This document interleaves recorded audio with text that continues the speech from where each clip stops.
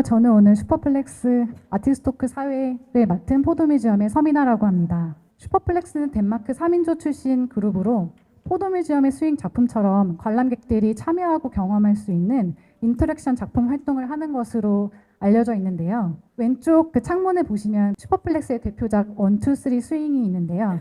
이번에 포도뮤지엄 소나무 숲에 저희가 특별히 설치를 한 작품으로 아직 경험해 보시지 못한 분들이 계시다면 프로그램이 끝나고 꼭 한번 경험해 보시는 것을 추천드리겠습니다.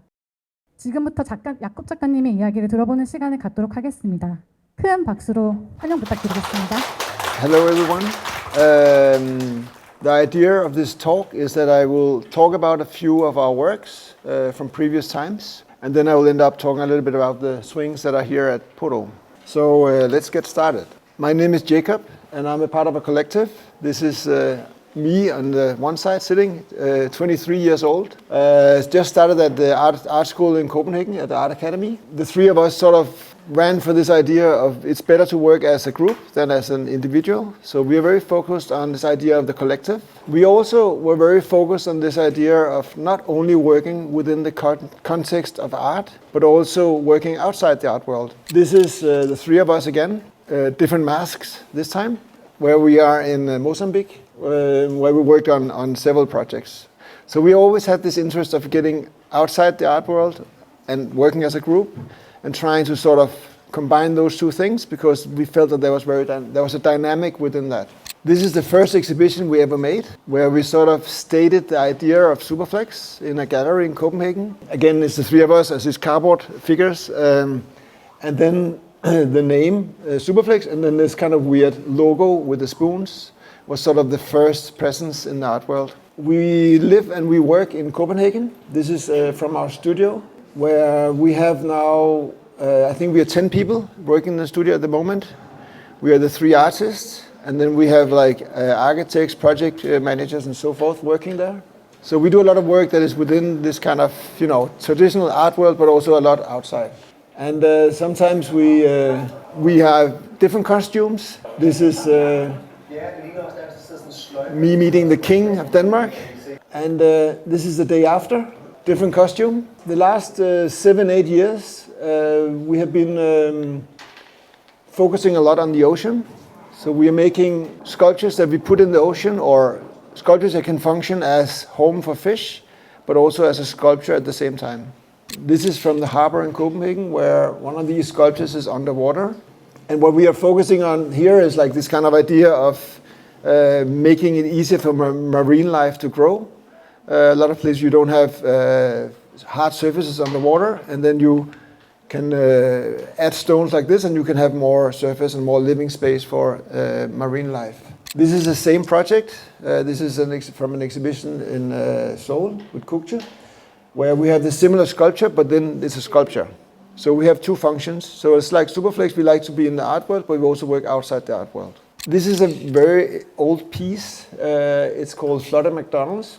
I'm showing this because we work with many different mediums, and this is a film work that was shot in Bangkok. It's related to the ocean in some weird way. There's been water along the way we worked all the time, and also animals and water. And basically it's like we built a one-to-one size McDonald's in a hangar a little bit outside of Bangkok, and we slowly filled it with water. We had all these, all the different props in the restaurant was made like by hand. Some of them were also bought in a local McDonald's, and you make a film. So this is sort of backstage of the film. Now you see a little clip from the film, which is a little trailer. And basically, there's nothing else happens in the film that slowly this McDonald's gets submerged in water. Obviously, you can guess the ending. The ending is it's fully submerged.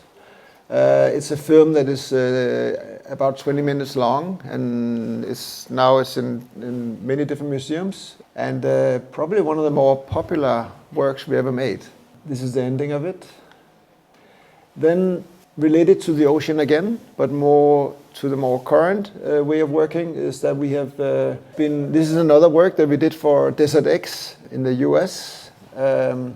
In Palm Spring. It's a big kind of an art festival, an art biennial, where they do like large pieces that are in the desert. And basically what we did is that we made a structure and we put it underwater because of this kind of this idea of looking into what marine life like, what kind of objects they are attached to.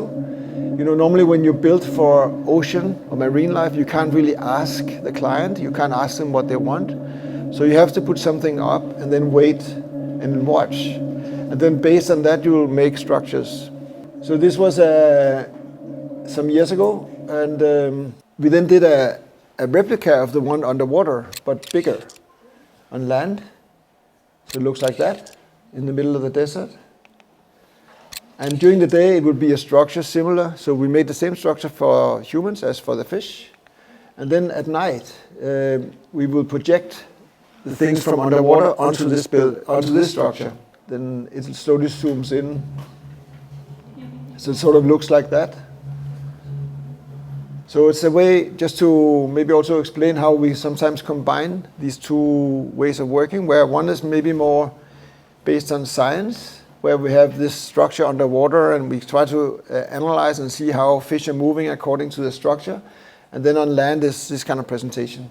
Another work that is related to the ocean, we have been, for the last 8 years I think, we've been working a lot with the ocean. And it started out because we were invited to be expedition leaders on this boat that was going around in the South Pacific. We were in a very favorable situation where we could invite other people on the boat, and we invited a bunch of scientists, marine scientists, marine biologists, and with them we sort of start to explore the ocean, think about the ocean, or how can you put it.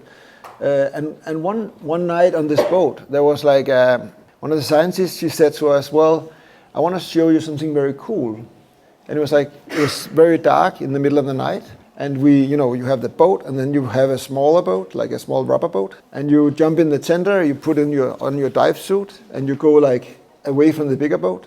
It's really, really dark. You see the sky, of course, you see stars, but it's pitch black. Then she told us to drop down into the ocean. She put a line in the ocean with a platform on the bottom. So we would drop down to 30 meters. And she said, do not turn on your flashlight. We have a flashlight when you're on that kind of water, until you're at the bottom of the line, so like on 30 meters. So we went all the way down. It was a little bit scary. And then at 30 meters, you turn on your flashlight, and there's a whole world going on. It's like a specific type of animal called Siphonophores. They are coming up to 30 meters at night, and they go down during the day. They're very far down. And they are actually some of the creatures that sucks up most of the CO2 that we put into the air, because the ocean's sucking up that a lot. And the Siphonophores are actually taking that into the ocean. So they're really our friends. But they were also really out of this world. I mean, they look sort of gobble-ish, but a lot of them are not even symmetrical like we are.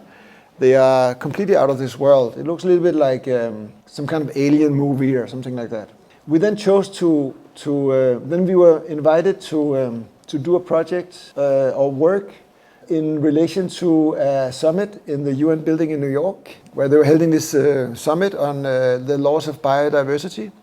So it was a lot of humans sitting in, the UN building, a lot of humans sitting discussing what was going on in the ocean. And we thought, well, it's almost like they didn't invite the ones they're talking about. So they were talking about something they didn't invite. So we, as a symbolic act, we wanted to bring this Siphonophore into the UN. So we made this projection on the building, which was sort of quite a task actually to do. This is a film.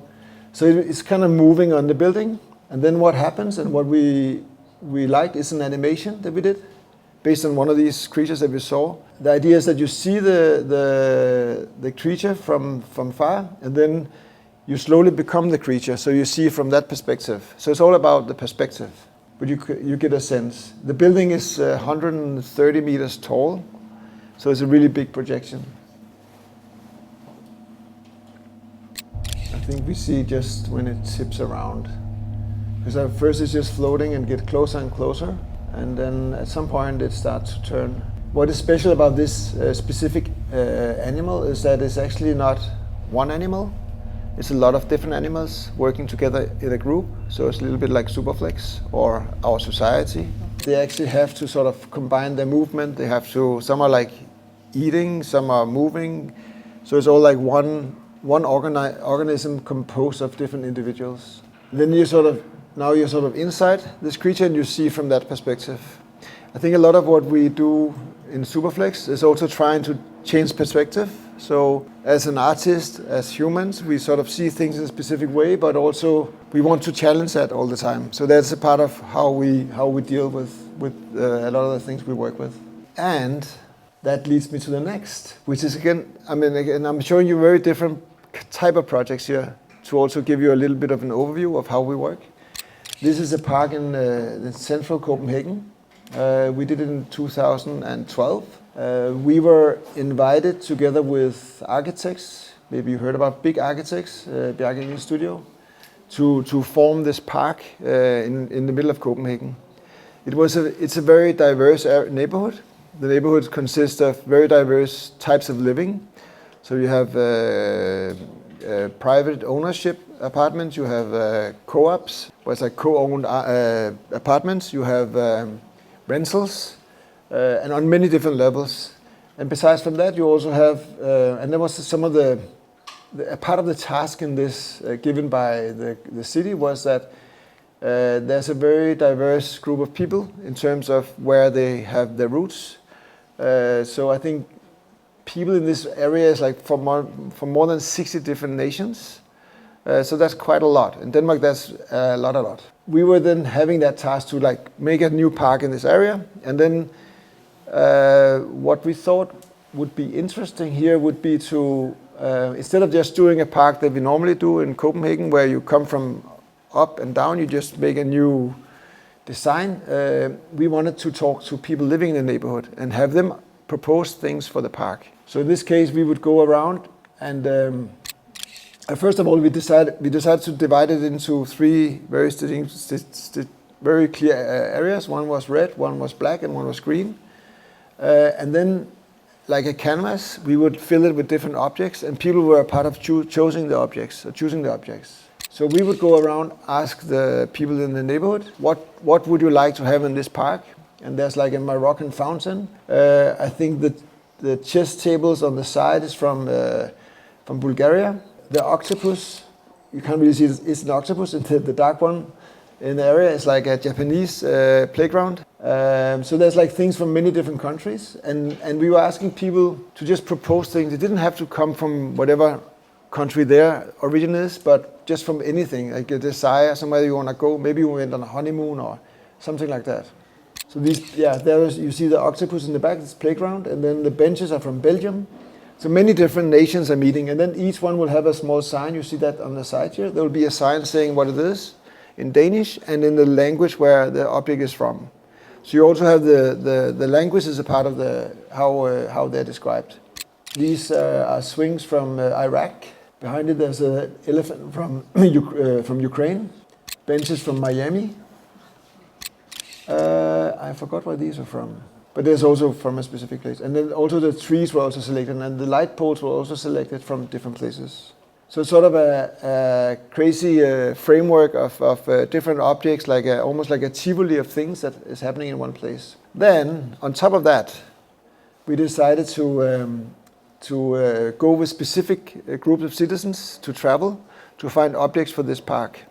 This guy's talking a little bit about that. So I'll show you a short film where we actually traveled with 5 different groups to different places to find something that they wanted to bring back to this park in Copenhagen. Jeg vil tro, inden for rammerne af det, som det kommunale regi hedder borgerinddragelse, der vil det være sådan en extreme. So basically this is Inga and Bent. I mean, they've never been traveling before, and they wanted to go to Texas to find because they were a part of a line dance community in Copenhagen. So they wanted to find a pavilion in Texas. This is 2 young guys who we went to Bangkok. So we went to all these different destinations. This is St. Louis, where we finally find the pavilion. Now we're back in the park in Copenhagen. And obviously, like when you do city planning or park planning, like on this level, it's not normal that you travel with citizens. But then basically what we did was that it's a way of sort of, you have to do a park, and who's living in the park, and start to talk to the people living there, and all of a sudden you end up traveling with these people to different destinations to find something that they desire and something that they want for the park. So that is sort of upside down in this kind of process. And that's also, when I talk about we take another perspective on things, we try to take the perspective of people actually living there and see it from their point of view. And try to create something out of that. So you can say that in this sense, we as a collective, we go in and work in a situation, and then we expand the collective to work with citizens. So it's like the expanded collective. And it's a co-creation because we didn't really design any of this. I mean, we just designed the way it was done. We did the canvas, the colors of the 3 different places. But everything that was brought in by people living there. The park has then become extremely popular. The sound system that was from Jamaica, that was then made in concrete, and you can activate it with Bluetooth in the park. Here's the soil from Palestine. These 2 young ladies, they are Palestinian descent. They've never been to Palestine, so they went there for the first time in their life. Because for the Palestinian community, they bring it home. If they go to Palestine, they bring home a little bit of the soil to put on the shelf as a memory of Palestine. And they wanted to do this like larger version where we took a lot of soil and brought it back in.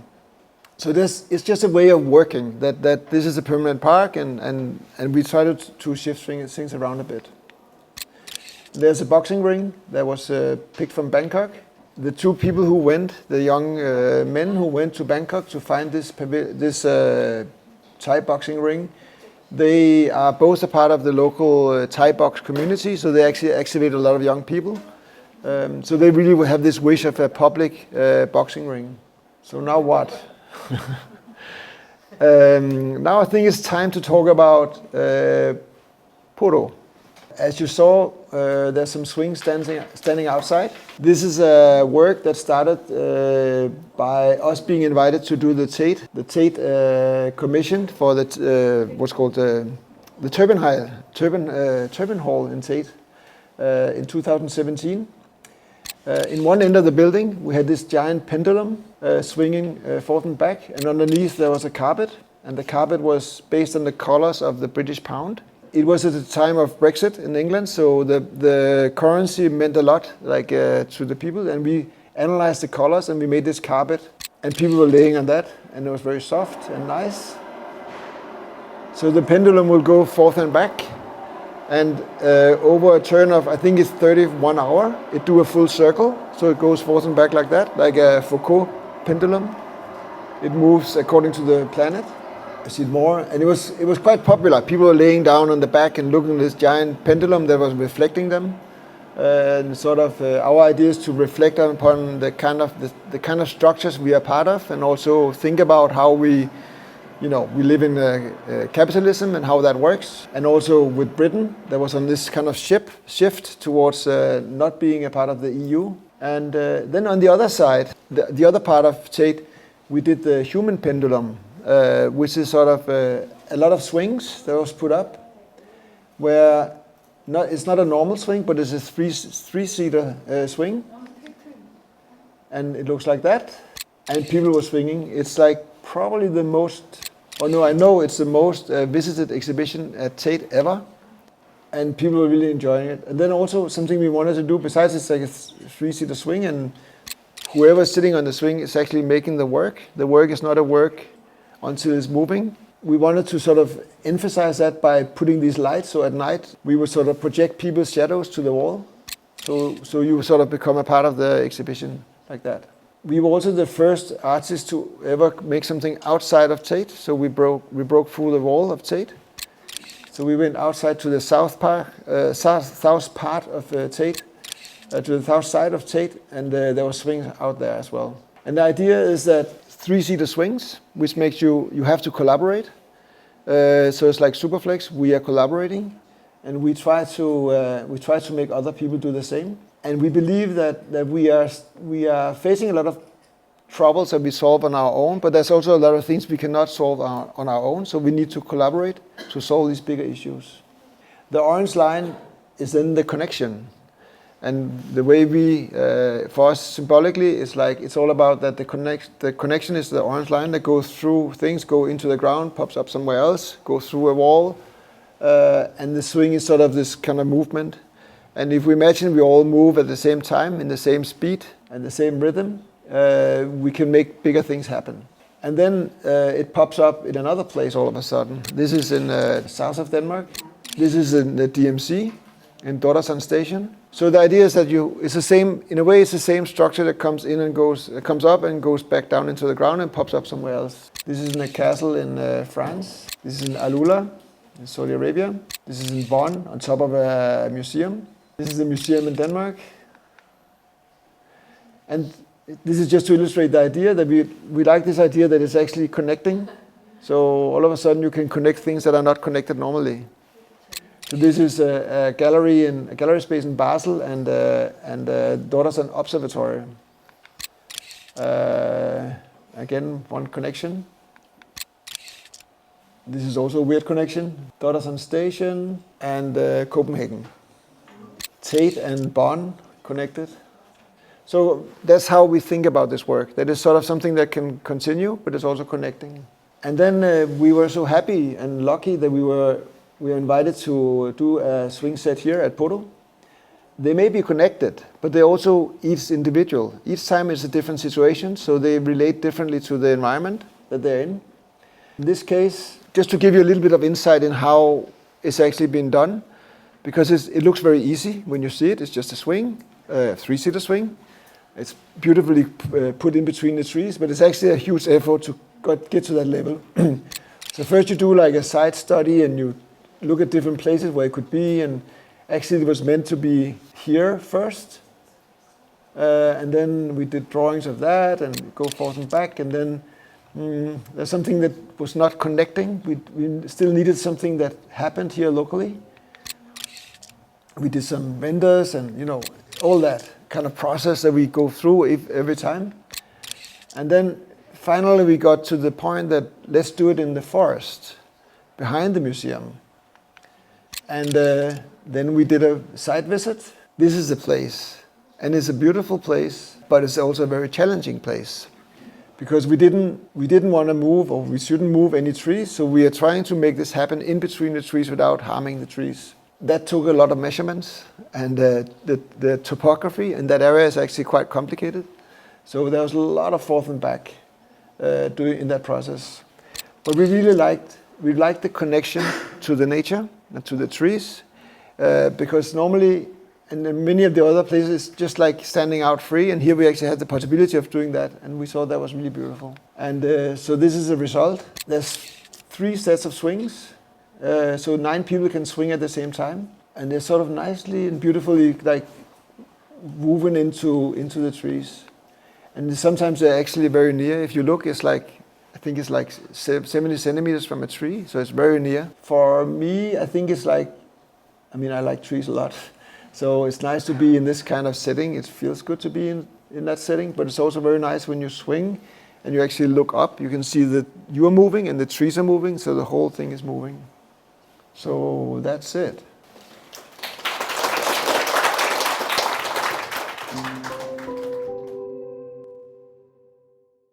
That is a very big question. Thank you. I think that when we started to work as a group back in the 90s, we wanted to redefine the way that artists are working. So not believing so much in the idea of a solo artist sitting in a small room figuring something out by him herself, but actually try to use the dynamic of how we as artists can work together. That's why we formed Superflex, and that's the whole starting point for how we work. But then also, I think that very fast that came to mind of us, it was that we wanted to work beyond the art world. So we started to reach out to, like, we were in Africa, in Mozambique, doing different projects. We work with many different levels. We've been producing music. We've been like a lot of different mediums, a lot of different type of collaborations, like with architects, with whatever. That is how we wanted to work always. But it's also, for me, very important that art has a function within society, And I think it's a very important function. And sometimes it can be so simple as putting 3 people on a swing.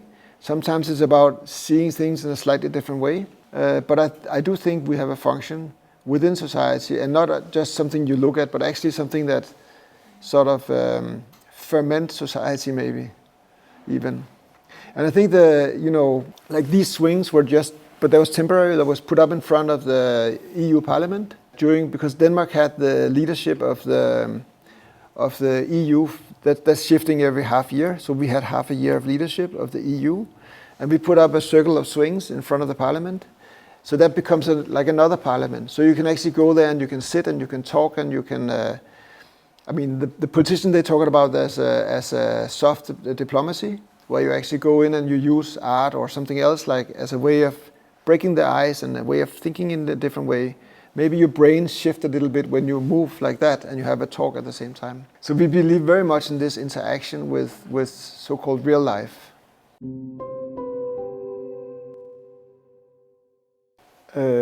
I think it's obvious that we have challenges, and I think the role of an artist in that perspective is maybe to present images or present ways of thinking that might or might not, but hopefully might lead to other ways of thinking. When we talk about climate change, I think it's such a big challenge that we probably all do what we can on whatever scale we can and have to. But it also feels sometimes a little bit meaningless when I sort all my trash at home, and I'm sure most people do here as well. And if I only think about myself in relation to the bigger picture, it doesn't make sense. But if I start to think about us as a collective, and we actually all do a little bit like that, then it makes sense. And I think for me, the idea of the swing is also that we can actually.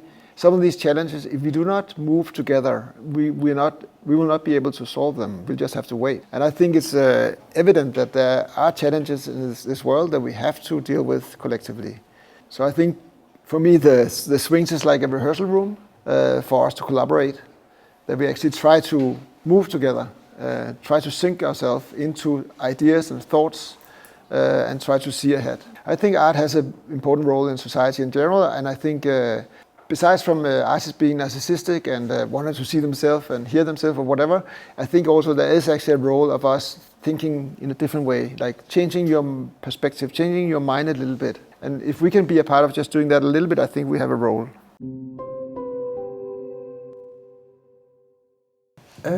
I don't think there was anything we could not bring. I think we brought in everything, actually.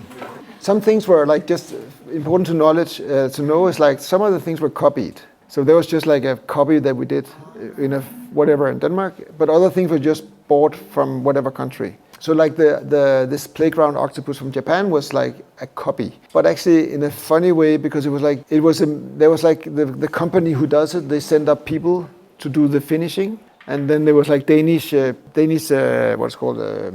construction workers doing the first part. So that was also a collaboration. And other things we would just buy from whatever country. We did a copy. There was a bench from Ljubljana, and that bench we couldn't get it. And then it was like a very nice striped bench.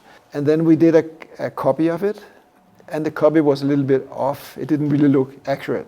Then we were called up by the mayor of Ljubljana, who said, "We don't accept that. We will send you one." So they found one and sent it to us. So it also, there were sometimes funny processes, but I don't think there was anything we did not put in.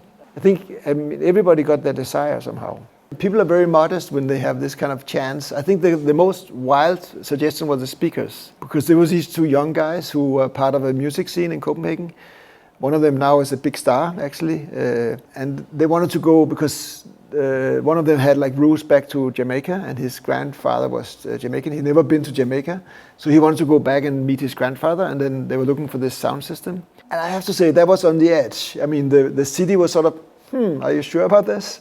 Because it's noisy, potentially. But then there was a clock, and it was like turning down at 9 o'clock, and then everything was fine, so it was accepted in the end. But that was probably the most challenging object to bring in. The park is still remain Copenhagen? The park is still there, and I mean Yeah, and now we're also doing other parks where we sort of based. We're doing a park in Sharjah, which is opening next year, where it's a different type of park, but it's based on this idea that we interview people, and out of that we create objects. So it's also co-creation somehow. But we are I think public space is very important because that's also it's a place where people can meet across gender, age, whatever. So I think they have a very important function in our society actually. So for us it's super nice and super interesting to work in these situations. That's a good question, and it differs very much. I think when we were younger artists, we did everything together. We lived in the same house, we traveled together, we worked together, and that became too much. So we all got our own small families around. So now we meet in the studio. It's better like that. Often it works that someone has an idea, and then that idea has been brought up, and then maybe that idea is just great, and we just move on. And sometimes we do something called super edit, where the other two will go in and say, why don't we do it like this? Or maybe we do this and then it was really interesting, or maybe it fits better over here. The conceptual process is actually still intact. We still work together like that. But when it comes to practical things, I've been in charge of this one with the Podo. So when the project is sort of done in our heads and visually, we move on each of us. I think it's for me, it's like a freedom to work like this because it's I don't have to deal with everything. I can just do something, and then I can trust that the other ones are doing something that is similar. But of course, it's a very old band after all. So it takes a lot of patience and a lot of trust to get to this level. Just on a side note, do you get to pick and choose the projects you want to work on then? We actually have one person in the studio. Her name is Maria. She's deciding.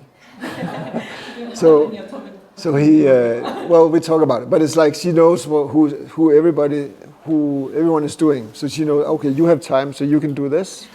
So it's more like that.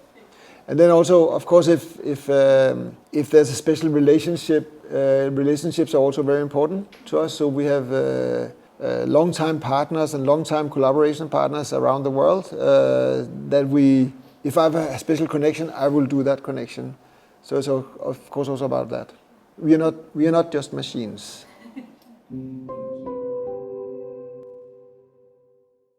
Yes, thank you for that question, because I forgot to mention.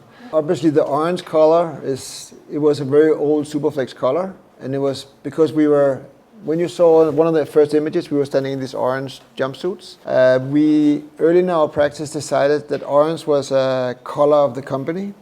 So that's why that is the orange line connecting. The seats have a different color, and the seats color is based on the color of currency. That was relating to the project when we did it at Tate, where it was a currency, the color of the British pound. Now they vary. Now it's all different kind of currencies, global. But I think for us, it's a very subtle sort of thing in the swings. But for us, it's about we're sitting on capitalism, and we can actually move it. We decide what it is. We decide where it's going. It's our current system. By sitting on the swing, we make decisions to move or not move. So that is kind of the connection. As I said earlier, we actually looked at different sites here, and I think it's always about whenever we install the swings, it's about trying to make some kind of connection with something. So it may be that they could have standed out in the open air, and that would have been fine if there would have been a reason or a connection. And we did actually move around the building until we found this spot. It's sort of connecting the art to the nature and to the island in a different way, and that's why we really like that place. So there's a lot of considerations when we do these kind of installations. At Tate, it was very important for us that there was like two spaces. One was this kind of more complete, but there's a place where you lay down and you relax, and the other one was the active one. And then what is very important there was the division between the two, and also the connection to the outside. 네, 작가님 좋은 말씀 다시 한번 감사드립니다. 오늘 시간 관계상 질문은 여기까지 진행하는 걸로 하고요. 아티스트 토크에 참여해주신 분들 너무 진심으로 감사드립니다. Thank you very much.